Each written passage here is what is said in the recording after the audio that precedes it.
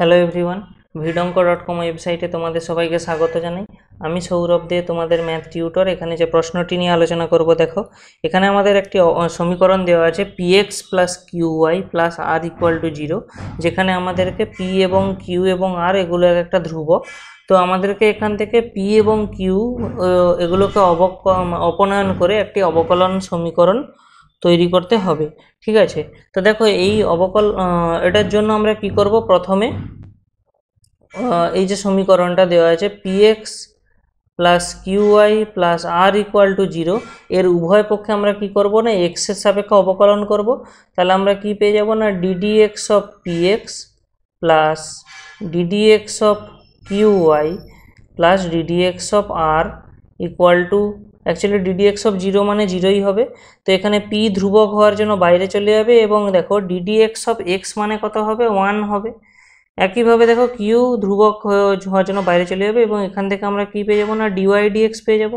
এবং r একটি ধ্রুবক, তো তার অবকলন x এর সাপেক্ষে 0, তাহলে আমরা এটা সমান 0 পাচ্ছি। তাহলে এখান থেকে আমরা দেখো dy dx, actually q into dy dx, এই p ইন্টু 1 মানে p, একে আমরা যদি ইকুয়াল সাইনের ডান দিকে নিয়ে চলে যাই, আমরা কত পেয়ে যাবো, এখান থেকে আমরা পেয়ে যাবো মাইনাস অফ p। তাহলে আমরা এখান থেকে dy dx এর মান কি পেয়ে যাচ্ছি, দেখি dy dx এর মান চলে আসছে মাইনাস p বাই কিউ।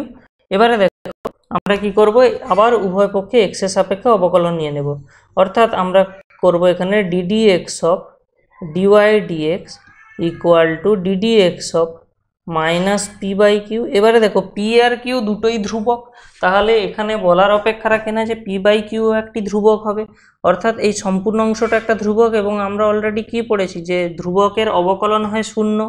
তাহলে বাম দিকের অংশটা আমরা কি পেয়ে যাব, দেখো D square Y D X square, এবং ডান দিকে পেয়ে যাব 0। এটাই হবে আমাদের যে রিলেশনটা দেওয়া ছিল px plus qy plus r equal to 0, তার অবকল সমীকরণ কি হলো না D square Y D X square equal to 0। এবারে আমাদের প্রশ্নটা দেখো কি বলেছে, এখানে আমাদের প্রশ্নে বলা হয়েছে এই যে অবকল সমীকরণ পাওয়া গেল, এর মাত্রা কত এবং তার ক্রম কত।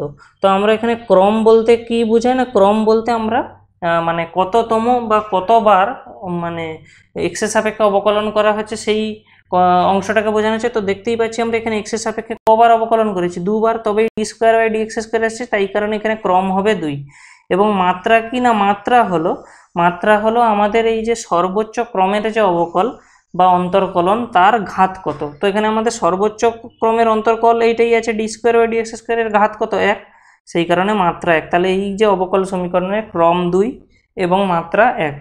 তো ভিডঙ্ক.com ওয়েবসাইটে এই ম্যাথটি দেখার জন্য তোমাদেরকে অসংখ্য ধন্যবাদ জানাই। এরকমই নানা প্রশ্ন এবং তাদের সমাধানের জন্য তোমরা আমাদের ওয়েবসাইটটি ফলো করো।